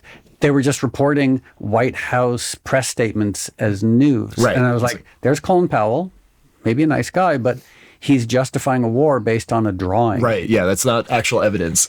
And the New York Times just went along with it, hook, line, and sinker. So I still read them, but it's a shame because they do a lot of necessary investigative stuff, but it's clear that whoever's in charge at editorial decisions or higher up in management decisions has an agenda, and they push that agenda, and it really does besmirch the paper. It makes it less likely that people will trust the news, which is a problem, because how are you going to operate in a society if you can't trust news sources? Yeah, you can't trust what you're told. Now nobody knows what's fact and what's fiction because of how morphed everything has been to support these agendas coming from the top. Right. And for what? So the owner can make a couple more bucks? Great. You're tearing down the entire building so you can get the copper wiring from the walls. And especially also incredibly depressing, not to just keep talking about depressing stuff, is some of these other papers, like the Washington Post, now owned by Jeff Bezos, has basically become like a right-wing libertarian paper. The Los Angeles Times, owned by a right-wing billionaire, has now become more of like libertarian right-wing. Patrick Sinchang. Yeah, so where is the, is it the Fourth Estate, the Fifth Estate? Fourth Estate. Fourth Estate, like, where are they? Yeah, it's well. So, and again, that's a part where Republicans have been kicking the Democratic Party's ass. Is that they have billionaires who are willing to just waste a ton of money to create something like that or to buy a paper. And like, where's the counterpart to that? Because we're essentially in a post-truth society at this point, where it's like we have literal propaganda being beamed into people's homes on a daily basis. I mean, Fox News, right? Like OANN, Newsmax, like these are not news stations. They are propaganda stations. And like, they need to be called as such. They need to be treated as such, because they are a very big part of what's going wrong with our country, is because they're deliberately misleading people into believing things that just aren't true. Yeah. I want to ask about something that I think is funny. Okay. Uh-oh. And it's no, I want to keep talking. Is it how far I can kick a football? Over those mountains. I want to keep talking about sad, depressing stuff. This is don't worry, this will be sad and depressing, but also maybe exciting. Okay. I want to talk about these words together. Magical, alluring, galvanizing, adventurous. Yep. Magical, alluring, galvanizing, adventurous. As an acronym, that is MAGA. It's also kind of nonsense. And that is what the Huntington Beach Library wanted to put in large letters on a plaque. The city council wanted to put on the library. And you stood up and were arrested. Yes. for exercising the time-honored American tradition of peaceful civil disobedience. So yeah, no, it's so for those unaware of local Huntington Beach politics, because I mean, why would you be? Because no one should be aware of local politics unless you live in the city. This city council has been going after the library for about 2.5 years now, and I've been at these city council meetings watching it happen. And so the first thing they tried to do was ban a bunch of LGBTQ books from the children's section. Then they tried to establish a book banning board, which they successfully did. We have a petition to try to get rid of that. Then they tried to privatize the library. We did another petition to make it so if they try to privatize the library, it goes to a public citywide vote. And then the latest thing was this MAGA acrostic plaque. And like, it's so frustrating because there are so many people in the community who are just like, just keep your hands off the library. Like, stop messing with the library. But unfortunately, we have this mega church in the area where a lot of our city council members belong to. One could also call it a MAGA church. Yeah, it could be a MAGA church, actually. Very good. But I tried. Yeah, but yeah, no. So it's unfortunate because they view their role as city council members not as helping the entire community of Huntington Beach. They view it as a springboard for their own political ambitions, and so they want to get news, but not in a way that helps the city. They want news that makes them look good, pushes them further into Trump's orbit. And like, we have physical proof of that. Our previous city attorney, Michael Gates, he's brought a bunch of nuisance lawsuits against the state trying to prevent us from building affordable high density housing, because that is a huge problem in California, right? People need affordable places to live. And it's not just Huntington Beach. There are a lot of other cities dealing with it, but Huntington Beach is egregious in how it's approaching it. So he wasted a bunch of taxpayer money. Trump admin noticed. He's now working at the DOJ in the Civil Rights Division. So good luck, everyone, with your. I mean, tragically, that is the path to get a job in the White House. Like, just keep yelling not pro-Trump nonsense, and eventually you're Dan Bongiorno and you're number 2 at the FBI with no work experience. Right, exactly. And that's the terrible thing about this administration, is that like, they're hiring unqualified people, and you can't have unqualified people running the largest government in the world. I would add to that, and I would say they're hiring unqualified people while firing all of the qualified people. Yes. Like, it's a double disaster. Which, it's like, to what end? Because it makes me think the goal, we don't know. We could guess what their goal is, their ultimate goal, the ultimate agenda. But we cannot know. They know. They're doing something. Well, I know where it'll end up because I studied history. Yes, in history, it's really just history repeating. Yeah, so history doesn't repeat, but it sure does rhyme. Yeah. There's a lot of rhyming lyrics. But it's that that word that doesn't exist that I was trying to find earlier to describe that sense of bafflement, of like horror at what they're doing, but also like, why? Like who Elon Musk has lost $175 billion of his net worth by taking a government job and alienating his core constituency. Like, he's not stupid. We used to be friends. I think he's insane and I think he's terrible, but how does he think this is a good idea? Like, how does anyone on the right think that what they're doing is a good idea? And it's that sense of, So here's my challenge to listeners and viewers: come up with a word to describe that feeling of like, I don't like, at least in the olden days, or at least with, I'm not going to say anything good about other dictators, but you kind of understand what they're trying to do. Right. Like, there's at least a perceived goal other than own the libs. Yeah. Whereas this is like, are they working for Russia? Are they just working? Who's the guy from Brown what's his name again? The crazy guy who talks about sort of like destroying society to rebuild. The network state, that kind of theory of thinking of network state of we take it all down and we basically create like a corporate tech version of like Handmaid's Tale. Isn't it like the Dark Enlightenment thing, Curtis Yarvin? Yes. The guy that's the guy from Brown. But yeah, and also they clearly are so good at this. Like, Elon did such a good job with Twitter. He's done such a good job with Tesla. I'm being facetious. He's ruined these companies. Right. Trump has only bankrupted the majority of companies he's been involved in. Like, they're so qualified as business people to tear down the United States and rebuild it. Right. Yeah, they're not. And so, and then to get back to why I actually protested in the meeting, because so for me, like, obviously I'm aware of all this stuff, and what I saw is at the local level, what's happening in Huntington Beach is like a microcosm of what's happening at the national level. Like, we have this city council that clearly doesn't care about us as a community. They're only interested in themselves. They won't listen to anything we give them feedback on. Like, I've never seen them actually like debate something after the public brings up a point. And I've seen plenty of salient points be brought up. And so your job as a city council member is to care about the whole city. And so I saw that. I'm like, okay, I need you to understand that the library is important. Clearly, you haven't been listening, because we've been speaking on this for over 2.5 years now.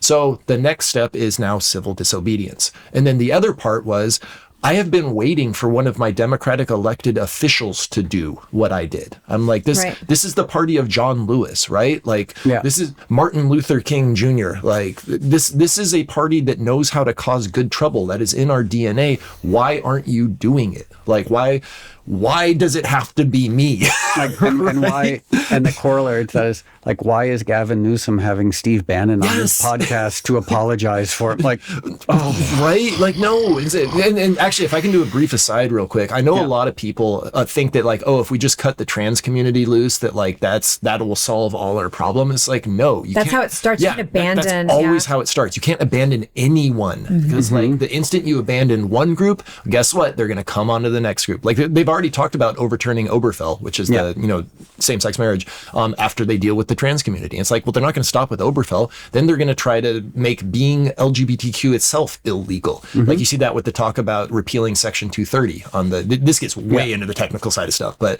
essentially what that'll do is make it like you can't be gay online, like, because it will be considered a crime. It will be considered pornography. They've explicitly stated this. After they get done with that, well, who are the people that supported these people? Because obviously we got to get rid of them, right? Like, and now you're talking about a lot of people. There's really only one solution for getting rid of a lot of people: is you have to put them in a camp somewhere. And then you realize, we got to pay to take care of these people. Is there a cheaper way to deal with this? And then the trains start running. And it's like, again, like this, they may not want to be Nazis. They may not consider themselves Nazis, but the end point of everything they're doing is exactly where the Nazis ended up. And what the last 30 or 40 years has taught me, and hopefully taught us, is what seems like hyperbole today is truth tomorrow. Right. So like what you're describing, someone might be like, oh, he's a reactionary, there's no way that'll happen. It's like, yeah, but we also have a failed reality TV star governing as an autocrat. No one thought that was going to happen. Right. They're dismantling the entire government. No one thought that was going to happen. It's like, so. Right. Like, so just to provide an actual, like, explicit example, they are rounding up people who they don't even know if they're criminals or not. And they're not deporting them back to their home country. They are sending them to a third country to perform slave labor. Like, that is happening right now in the United States of America. And the president of El Salvador's response, as basically, as you know, the DOJ is ignoring the courts, the federal courts, and the president of El Salvador's response is, oops. Yeah, right? Like, that's not good governance. So I keep coming back to that word that doesn't exist of like, how do you make sense of any of this? And they're also going for all of these laws, like the anti-segregation laws they're coming for. Like, they're going for all of it. Yeah, and it's very, very clear. And I think these, like, the small c conservatives are like, well, yeah, but maybe our taxes will be better. And it's like, they're not. But if we even have a country. Right, so, like, you can't have an economy if you don't have a country. Yeah. And so to that, one very interesting thing that's happened over the last couple of weeks is, because it's this question, like, where are the guardrails? Where's the backstop? Weirdly, it's become Wall Street. I know, like, that's so strange. It's so odd. Like, all the people who voted for Trump, all the people who are lifelong Republicans are now sort of serving as the backstop. Like, we were talking about this yesterday. Maybe I shouldn't admit this publicly, but I'm obsessed with all news, and I try to read every viewpoint. So I also read the Wall Street Journal and Barron's and Forbes, these sort of right-wing financial papers. It's the money people. Yeah, because I'm like, they're the ones who actually own everything. Right, yeah, they're the ones with power. And only going to get more powerful. And in the last 2 weeks, especially around the tariffs, they've all turned against Trump. So weirdly, these right-wing people on the Wall Street Journal op-ed board have become the resistance. Right. And it's it's like, because no one, the Democrats, as apart from you and a few other people, no one's standing up. Right. I mean, Chuck Schumer going along with the continuing resolution and like all this stuff. I'm like, now is not the time. Now is not the time to be the party of Neville Chamberlain. Yeah, it's like, well, and also it gets back to my earlier point about how this feels like, do we want to be Americans or do we want to be someone else? Because like, we can get back to arguing with each other over budget issues or housing issues or, level of foreign involvement. Like, those are all things we can argue about as a country. Yeah. What we cannot argue about as a country and remain a country is whether or not we're America. Like, we either have to be America or we're going to end up being something else. And like, at this point, it's all hands on deck. We need to make politics boring again so we can go back to arguing with each other. I miss that. I hate that I know so much about civics. I never wanted to know it. Right? Like, I just want to sit at home and play video games. I don't want to be protesting, but I have to, because that's the state we're in. When you see, but that's the thing is, I think so many people see injustice, rampant injustice, and they don't know what to do. Right. And I feel like that's why I love what you did, because I think it shows people, like, if you don't know what to do, here's a great example of how you can use your voice on a local level that then becomes a more powerful sentiment. And I was even looking at you posted on Blue Sky, which get on Blue Sky. We're all getting on Blue Sky. Well, so the thing with Blue Sky, because I got banned from Twitter for impersonating Elon Musk, because I did that back when he was introducing the whole, buy your blue check mark. I was like, this is the stupidest idea ever. Like, and here, I'll show you why. Because I was verified. Because you bought the Elon Musk verified? No, I didn't buy it. Like, I was verified at that point, from the legacy verification system. And I'm like, if someone has a blue check mark, all they have to do is farm up enough followers and then change their profile, and now they're a verified, right? Like, it's a huge security nightmare. But anyway, so like, when I first got to Blue Sky, I had maybe like 200 people following me. Like, I left Twitter with around, I think, 160,000, 170,000. And so it's just like any social media platform in that, you're probably not going to have a lot of people when you first join, especially because Blue Sky doesn't have an algorithm, right? Like, it's who you follow is what you see. That's the really cool thing about Blue Sky, is no one technically owns it. Since it's a decentralized platform, you have the team that's running that pushes out the safety updates and everything, but it's meant to be a decentralized platform to avoid the perils of having a billionaire buy the site and then change things. Which is why we're very pro Blue Sky, and it gets us off of Meta, it gets us off of X, it does a lot. If any of the Blue Sky overlords are listening and I post, please just throw me a vegan bone. Like, just give me a couple of likes, because it was just so sad to see 3. So I actually know one of them. I will send him a post to be like, hey man, why are you picking on Moby? They're they're higher. What did we ever do? Turn off the shadow bands. They're higher priorities, but I was like, hey, I thought I posted something nice. Like maybe more than, maybe I could at least get double digits. Right, well, here's a great start of a repost. If you wanted to get on, which I assume you can do reposts on Blue Sky. It functions the same as Twitter, but it's decentralized. So the one thing new people do have to get used to is on Blue Sky, we call them skeets. And yes, we are aware of what skeet means. I mean, Skeet Ulrich, star of the Scream movies, more adult movies. What? To the windows, to the wall. I don't know what skeet means. It's like short for cherish that ignorance. I'll tell you when you're older. Is it like there's Skeet Ulrich, who is the poster in the Devil's Bedroom in the South Park movie? Let him cook. I don't. Okay, now I'm just gonna. Or my love for Blue Sky just keeps waning and waning and waning. Okay, wait. So Chris, I'm dying. Sorry, I'm like sweating. So when you skeet on Blue Sky, you'll tell me when I'm older. Oh, you're re-skeeting? Yes. We're just spraying skeets all over the social media space. Oh my god, I'm gonna pass out. Okay, so you can go on. You can go on Blue Sky and you can re-skeet Chris's. Keep going. Yeah. Sorry, I'm gonna be sick. Okay, no, I'm fine. So you can re-skeet Chris's his letter, the script from the. You can re-skeet the script. Just get it out there. Who cares where it lands? You can re-skeet the script from the library speech at the Huntington City Council. I'm like fully tears running down my face. Does this make me uncomfortable? Yeah. See, that's the Blue Sky ethos. Yeah. We're all a bunch of weirdos who want to care about things. But anyway, I love that you posted it on Blue Sky because you can go through, and I'm looking at the script right now, and you have like after everything, it's MAGA stands for resegregation, racism. You have links that back up every single statement along the way, and I think it's really important to read and note because it's like it's unquestionable, right? Yeah, because you have proof for literally every single piece of that. Which one of the things, maybe I'm jumping ahead too soon, is I really want to know two things. What advice you have for the rest of us who are trying to like make sense of this and also be effective activists, but also what are you going to do next? Right. Like you're Inlands, I don't know if you have other things you want to talk about. Well, I do want to talk about quickly because this does feed into what you're saying, which is the fallout of this like huge viral moment that you had of being dragged out of this city council chamber, which was, a ton of press, a ton of attention on you, that then led to something happening at your job, right? Which is very negative, which is they let you go. Yeah, they let me go.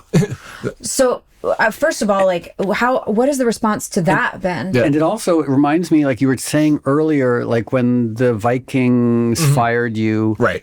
It reminded me of why the BBC stopped banning records, because for decades, they would ban records, like the Sex Pistols, God Save the Queen. They banned it. It immediately went to number one. They realized, every time we ban something, we draw attention to it. It's the Streisand effect. Yeah. So like you being fired from your job, how soon after you got arrested for your civil disobedience? Yeah. So I got fired, I want to say it was like 4 or 5 days later. It was pretty quick. And so the reason they claimed that they fired me was that I had made a violent post online. And the post that I had made online was the text of the post was, PSA, I can't believe I have to say this. Please stop fucking with the library. Go find where the council members work and blow up those places instead. Which, if you don't have the context of the rest of the post, it does sound violent, right?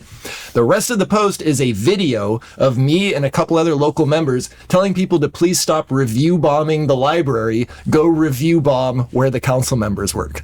So when you see like the actual video that is attached to the post /skeet, you can tell by a context that like I'm not asking people to go blow up council members' places of employment. It's like, talking about review bombing. Yes, I'm talking about go leave a 1-star review on Yelp. Yeah. I mean, bomb. Yeah, it reminds me of a story I heard about a film director, or a TV director was flying from Canada to Los Angeles to begin work on a TV show. And when he was going through customs, they asked him in an airport, they said, so what are you doing in LA? And he said, oh, I'm here to shoot a pilot. Yep, that'll do it. And they were like, so immediately arrested. He was like, no, you don't understand. Film the first episode of the TV show. Right.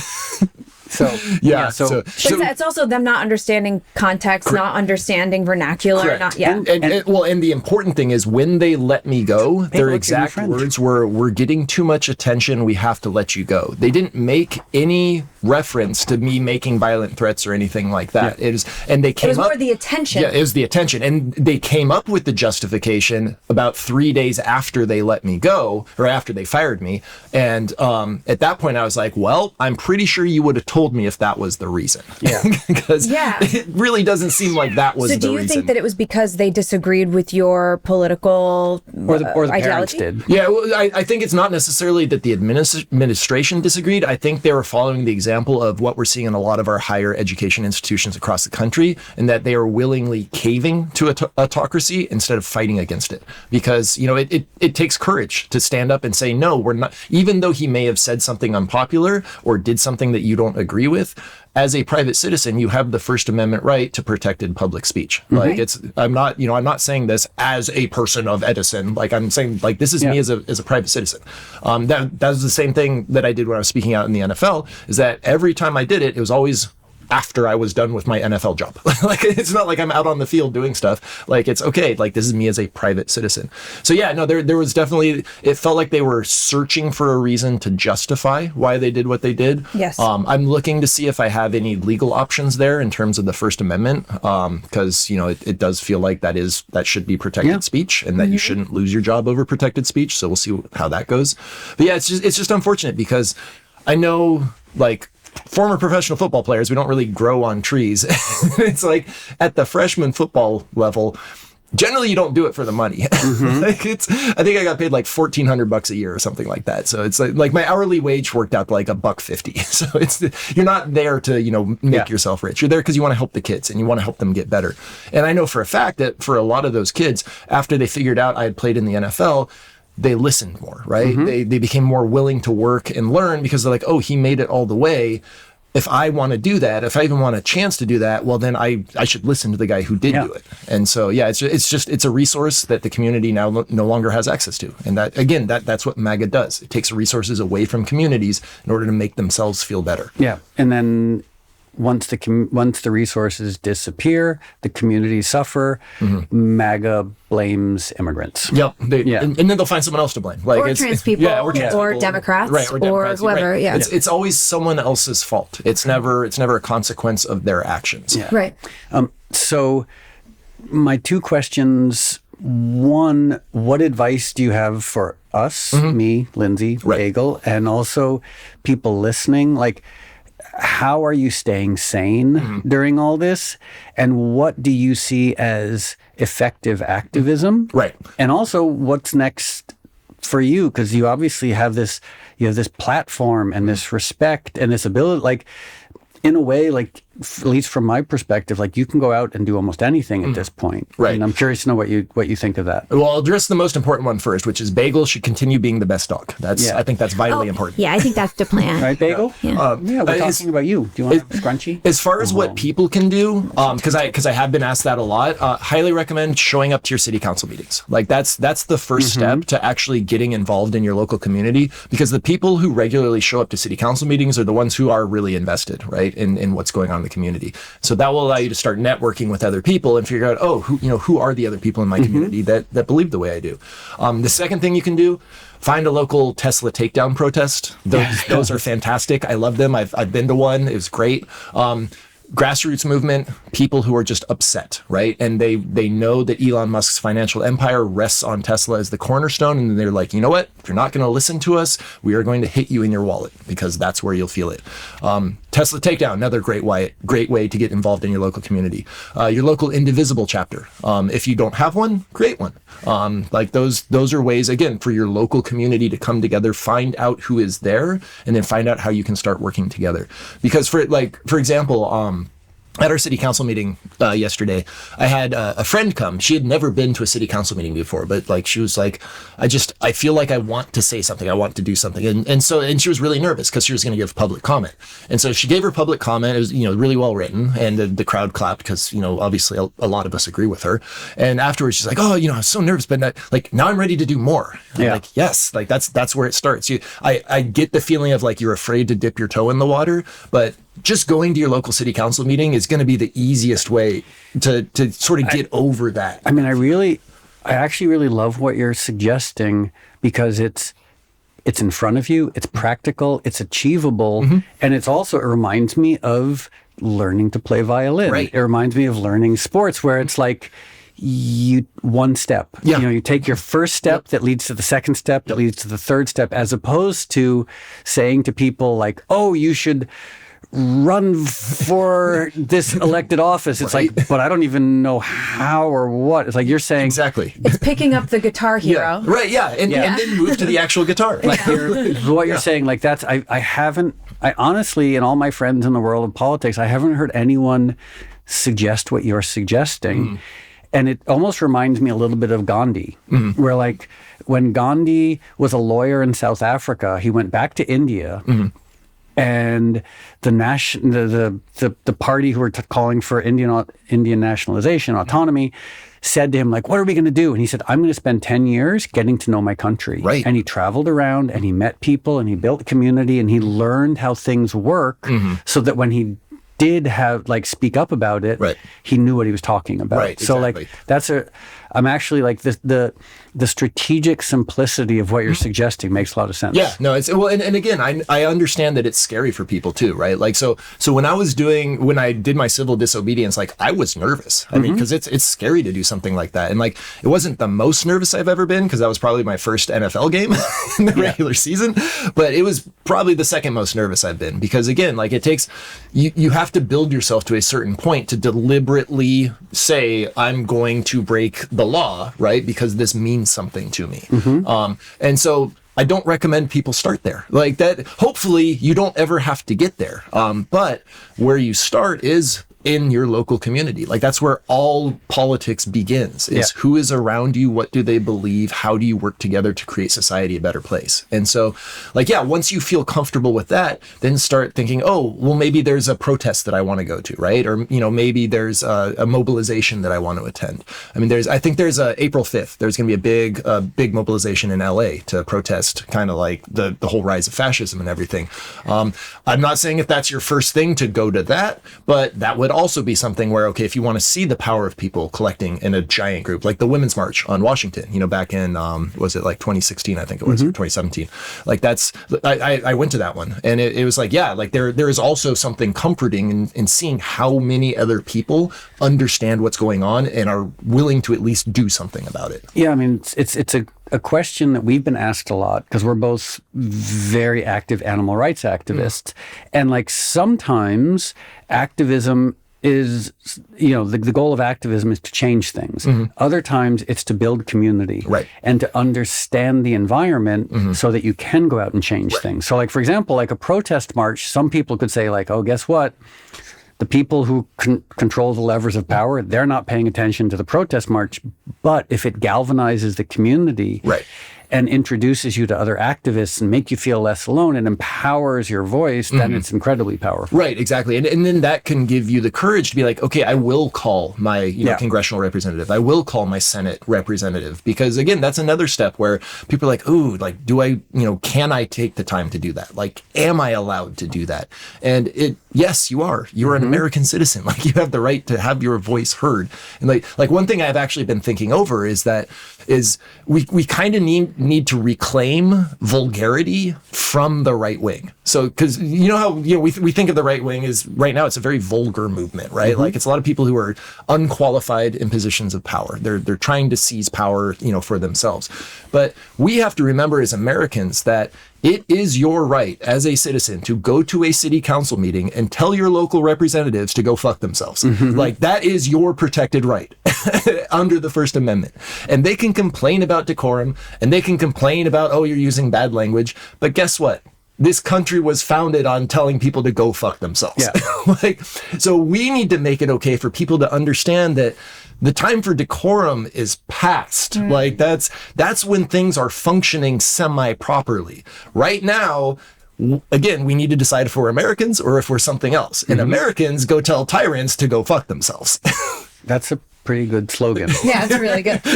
So to that end, what do you want to do next? What's next for you? Because I mean, it's definitely like when you got arrested in Huntington Beach, that a lot of people I know, that was their introduction to you. Right. And it was as I'm sure you've been on the receiving end of a lot of attention, it felt like, oh, this is what we've been waiting for. Like smart, principled, strong protest and activism. Right. So I've had a lot of people ask me if I'm going to run for office. I'm still trying to figure out if that's the best choice or not, because honestly, I don't want to be a politician. Like I don't particularly like politics. I pay attention because I have to, but again, as I said earlier, I want to be at home playing video games and just people leave me alone. Like let me live in a peaceful world where I can go do that. So I'm trying to figure out, okay, is running for political office the best way, or is it just continuing to be active, like to show up at events and, speak and inspire people? And like, because above all, I want to be the most effective that I can be, right? Because like this is a all hands on deck moment. Like this is we have to come together as a country and reject fascism, because the alternative is just too horrible to bear considering. And so, like my other problem is that in Huntington Beach, so from the local level, our city council, unlike the cities around us, it runs off of a top 3 or top 4 vote getters are the ones elected, instead of a precinct system, which is actually much more representative of people who live in specific areas. And we have a mega church in the area that brings in a ton of outside money. In our most recent city election, the 4th place runner-up, one of the Democratic candidates, Natalie Mosier, she raised, I think, over $260,000 for a city council election, which is frankly ridiculous. Like you should be able to run a city council election under like 50 grand. And even that's like a lot of money for a city council seat. But we get these evangelical megachurches just pouring in money from out of state, and it makes it very difficult for anyone to get their message across, especially when Huntington Beach does lean conservative. Like it is a more conservative city. However, I firmly believe a lot of the Huntington Beach residents who are conservative are small C conservatives, right? Like they want to pay less taxes. They don't want houses in their backyard. I don't think they want to consider themselves Nazis, but they've hitched their wagon to the Nazi wagon. And like they need to understand that. And I don't know if we have the financial capability to fight against that. I don't know if we have the bandwidth to fight against that, in terms of just local press coverage, right? Because there is a dearth of local news kind of in the Orange County area. It's and then in terms of the congressional level, my representative's Dave Min. I think aside from a couple problematic votes, he's doing a pretty good job. Like he seems like he gets it. He does well. I really hope Katie Porter becomes our next governor because I think she'd be fantastic at the job. And like, I also don't know if I'm temperamentally suited to be a politician, right? Well, I mean, politics, because we spent a lot of time in DC and I've been involved tangentially in politics for a long time. Like it's great for the people who love process and procedure and bad suits. Right. And you need the policy nerds. Like and windowless rooms with fluorescent lights. The firebrands, the AOCs are the ones that are actually getting people involved because they see themselves in these people. Yeah. I mean, I guess that is that question. Like, the people, there are those, like a John Fetterman. I know people have different thoughts about him, but even I think he totally changed after his stroke. I legit think that it caused some sort of brain damage, and he's just a different person now. Like it sucks because who he was before, like it seemed like he was a great person, but now his decisions, I'm just like, dude, what are you doing? But like, I think, I mean, it is like politics. Like no sane person should want to get involved in politics, but like when in terms of a platform, in terms of being able to affect change. Obviously, it can be really impactful. Right. But I'm curious. So, like, all I can say is I'm very grateful that you are using your experience and intelligence and compassion to stand up and be a representative for good ideas and activism. This is another thing I want people to understand is that you don't have to necessarily care for other people because it's the ethical or moral thing to do, even though you should do that.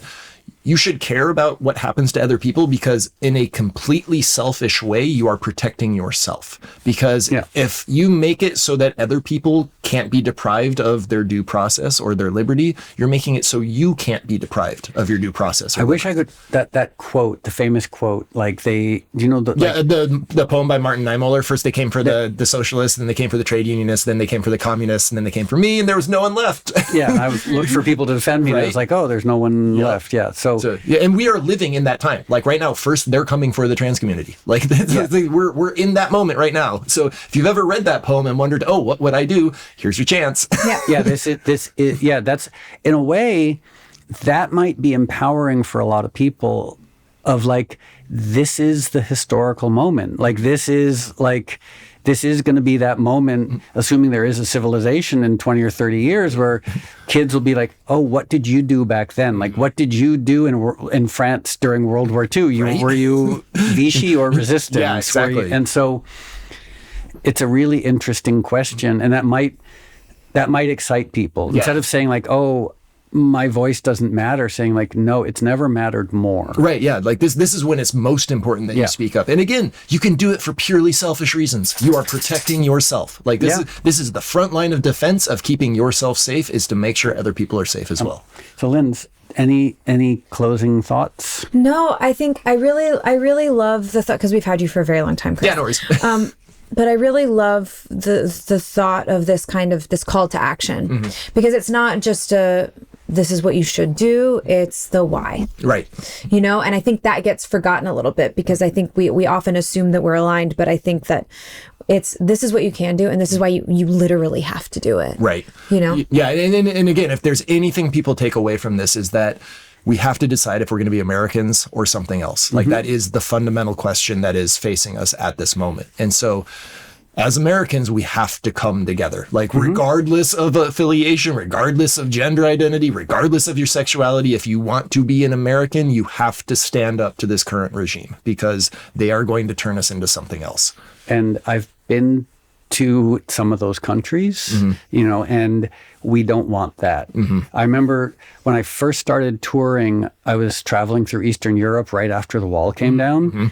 We don't want that. Yeah. Like Hungary after the wall came down, Czech Republic after the wall came down, like when people think of autocracy, they think of like you're losing your liberties, but you're also entering. I've been to Belarus. It's just incompetence. Right. Nothing works well. Everything's dirty. The hospitals are bad. Like basically, sure, no due process, no freedom of speech. Right. But it's also the little things, like your water being clean. It's just. But also the ceiling's falling in, right? Because they no one paid off the people, the inspectors. Like the Soviet Union basically ended because it was incompetent. Like no one was doing their job. Everything was shitty because there was no competition anymore. Right. So like if we end up, the autocracy we'd end up with is not going to be shiny and fantastic. It's going to be crappy. Oh yeah. It's like, well, and a lot of people, they think of Mussolini's whole thing about we're going to make the trains run on time. They never made the trains run on time. No. Like it doesn't work, because you get rid of the competent people, and all that's left is party loyalists, and they don't know how to do the job. Yeah. If you want trains to run on time, go to Scandinavia, go to democracy. Or if you want your planes to not crash into each other constantly. Exactly. So you might want to hire some air traffic controllers. Well, thank you so much, and I'm still processing my guilt about the fact that you drove up here during rush hour. I'm a uptight wasp from Connecticut, so guilt is the only thing that gets me out of bed in the morning. But really, thank you for being you, and thank you for your activism, and thank you for your service and bringing your voice to this, because now is the time, and boy, not to stroke your ego, but boy, we need you and people like you desperately. Well, thank you, and thank you for having me. And again, hopefully I can be a role model. And because the other important thing is this doesn't happen through singular events. It happens through all of us doing our part, and some parts are different than other parts. And do what you're comfortable with, and then try to figure out, okay, how can I help other people? So. No, thank you so much. Yes, thanks, Chris. Thanks. And thank you, Bagel.